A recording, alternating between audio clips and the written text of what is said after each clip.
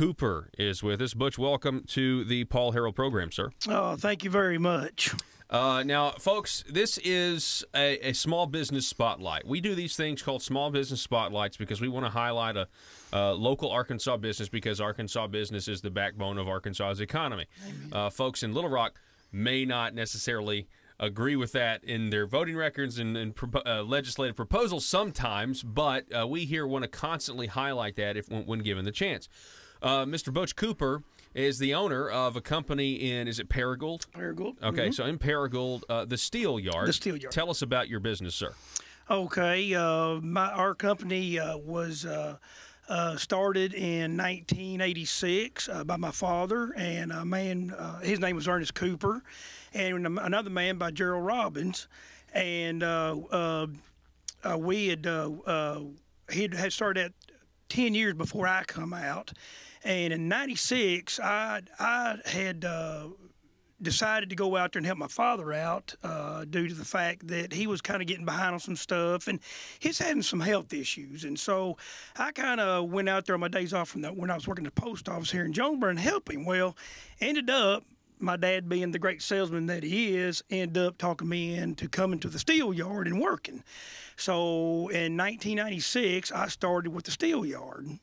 And my dad was diagnosed with ALS, and he passed in 2002. And but that's how I got started in the steel business. All right. So as you've been, a business owner, well, first of all, how many employees do you have? Right now, we have 32 employees. Wow. Wow, that's fantastic. That's good. That's 32 employees, 32 families. Right. That's fantastic. Right. So would you consider owning a small business easy? Is it easy? Well, that's a very good question, Paul. It's I want to say it's more rewarding. There's nothing easy about running a small company. I just there's a lot of you got to have a very understanding family, a very understanding wife, and boy, you really have to have some good employees. And early on in my startup in business, it was really easy to get good employees. And so when you got the right folks working for you, it is easier. And it was easy, and it was fun. And it's very rewarding when you get to see the growth of your company. Yeah. Yeah, and so is it easy? It was in the beginning, but it's got tough. Yeah, Yes. It's gotten tough. It's got tough. Now, you think that is that because regulations, things to follow, government entanglements, that sort of thing? Because you said it was fun. I mean, and so it's getting less fun. Tell us about that. Well, I mean, when some of these things we got our hands tied.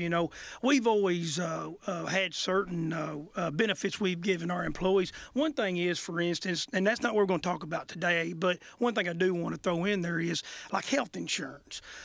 When I was first starting out, we furnished health insurance for all of our guys, and it's 100% we pay, and so it was really a good benefit I could offer folks that was employed there. But now we got the Obamacare popping in and all these things coming in. Well, it just our insurance just skyrocketed. So instead of raising people's pay, we've had to put that towards the insurance, and it's really been tough. I'm sure that's frustrating for your employees to hear. Oh yeah. It's well, here's the government making you poorer in many ways. Well, and it's another thing too, and you're right on that.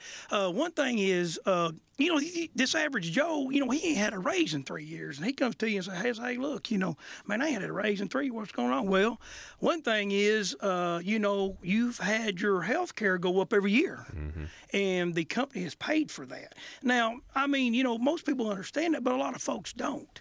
So, we have that battle. They start looking around, and I'm not being treated right because I've not got a pay raise in 3 years, and they just don't understand some of those things like that. Yeah, and I know that makes it hard, and it's also, it can make the employer-employee relationship a little adversarial. I mean, and it's not your fault; it's the government regulations. So what else? What other things of the way, how have things gotten harder? I mean, you've been in business for a while, so what has gotten progressively worse in terms of government interference, rules, regulations, that sort of thing. Okay. I think the main thing I'd really like to talk about today is, and I know this talk show's not long enough for me to tell you everything that needs to be said. Hey, we can make it. We can make it long enough. Well, thank you. Is one problem that we have really started seeing, and it's with the workers' compensation we're having at our facility. Shame on me for not staying up on a lot of those things.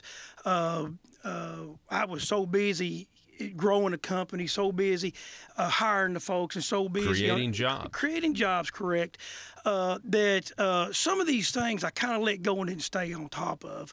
One thing was the workers' comp. And now we have got ourselves in quite a mess, and it's beyond our control.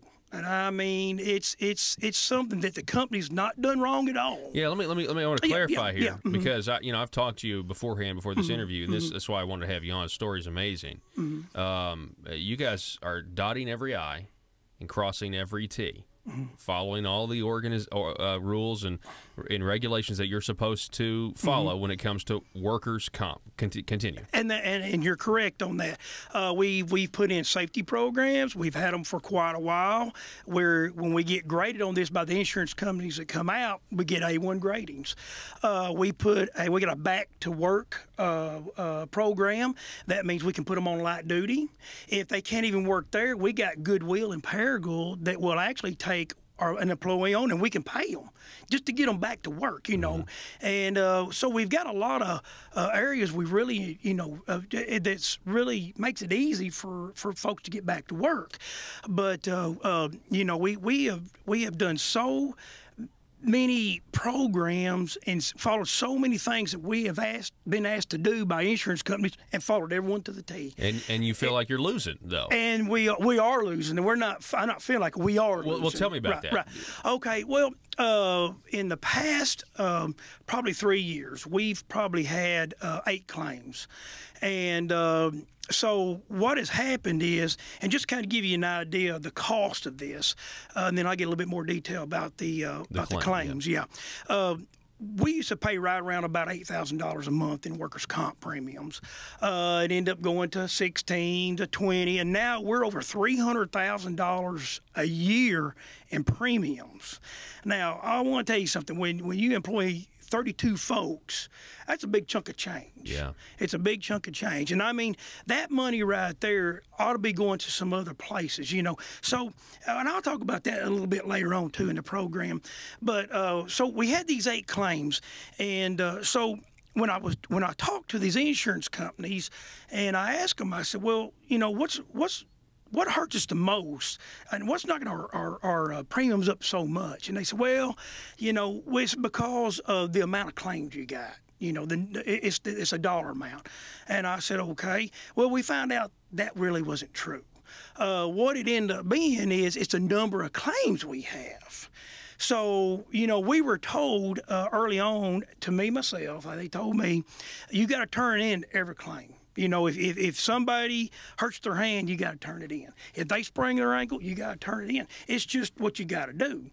And I can tell you right now, that's something you can't do in a small business or any business, and because that claim counts against you, and that's what's put us in the spot now.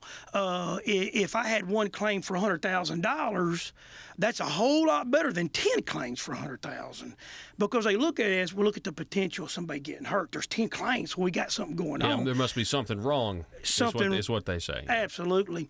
So anyway, so it could have a low dollar amount, though. It could be a claim for a lot less than $100,000. Right. Yeah. Right. But then, right. It still counts one claim. Yeah. It still counts as a claim. You're exactly right. And to be clear, I want to interject this too. We're talking with Butch Cooper, the owner of the Steel Yard. It's a law. You got to have this insurance. Mm-hmm. Workers' comp, government says got to have it, and the insurance companies are private, mm-hmm. right? Mm-hmm. Right, and so it's kind of a. I don't know, a long time ago, foreshadowing to what we have with our personal health insurance in many ways. Right. And so some of these problems. So, so talk a little bit about, because I'm sure there are small business owners out there that have been involved in fraud or have thought maybe, hey, this claim is fraudulent. But then again, you have those where the claims are legitimate. So talk a little bit about that. Okay. Well, I'd like to give you 2 examples on that. I'm glad you brought that up. One example was we had a man that come in and worked for us. He was there for 9 months, claimed he had hurt his shoulder. So he was put on pay, got off work. Well, the surgery was scheduled 3 months later. So for 3 months, we pay this man, and come surgery day, he don't show up. So when I asked him, I said, well, do we just get to wipe that off? And they said, oh, no, we got to find him, see where he's at, see what's going on, and then we'll go from there. Well, come to find out what they did, they found out that where he was at, and so their idea, the insurance company's idea was, hey, I'll tell you what we'll do. Well, where was he? Well, he was actually, and I was told, and I ain't got 100% proof, but he was actually working somewhere. So, and I know he's playing the drums, and he was playing in a band and all that. And anyway, all that being said, so later on down the road, I asked him, I said, well, what do we do? What do we do on this claim? What's it still? Well, here's what we did. We decided to write him a check if he would decide that to release us from this claim. And I said, well, to me, that's fraudulent. I mean, if the guy didn't show up for surgery, we're willing to fix the man, and so he can get back into workforce. Yeah, exactly. So they're saying, well, no, it's going to be a lot cheaper, Butch, in the long run, if you'll just go ahead and we're just going to write this check, and if I'm not mistaken, I think it was right around about a $13,000 check, and he was to sign this release form and release it, and that's exactly what took place. We don't hold this guy accountable, and you know what? It's just really went like wildfire from there. Once one employee finds out something like this, guess what? You got 7 more on board doing the same thing, and that's the problem we're running into. One thing on the other side is... Okay, so that's where the system, I think, fails. It fails. All right, so let's talk about where it succeeds. Okay.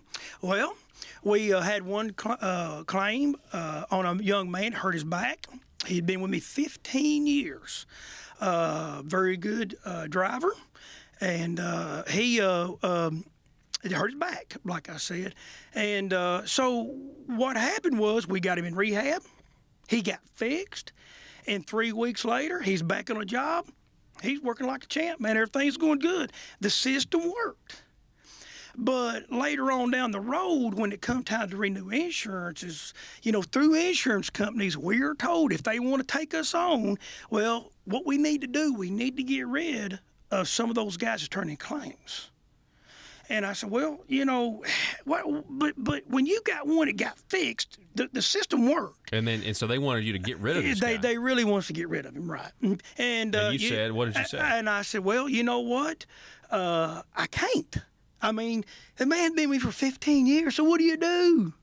So anyway, let me just say, you pay more money. You're that's what happens. I did. And so yeah, you're paying more money now. You got a higher rate, and it's a thing where let me ask you this. I want to take a break. Let me take a break now. When I come back, I want to ask you what exactly the government has to do with all this. Okay. And then the insurance company connection, everything else. We're talking with Butch Cooper, the owner of the Steel Yard, talking about this regulation, law, workers' compensation, and how it actually. I also want to talk about how this has actually killed jobs and stopped you from creating new ones. This is extremely important. And matter of fact. Stay tuned, small business owners who are listening, because we want to.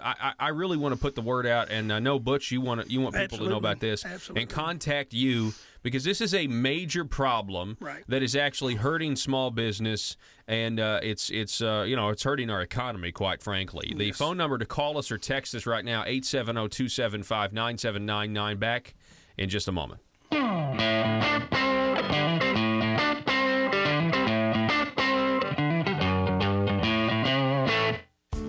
Until it's too late to recover what belongs to you. At R Recovery, service is our specialty. We offer recovery of ATVs, boats, vehicles, and personal possessions.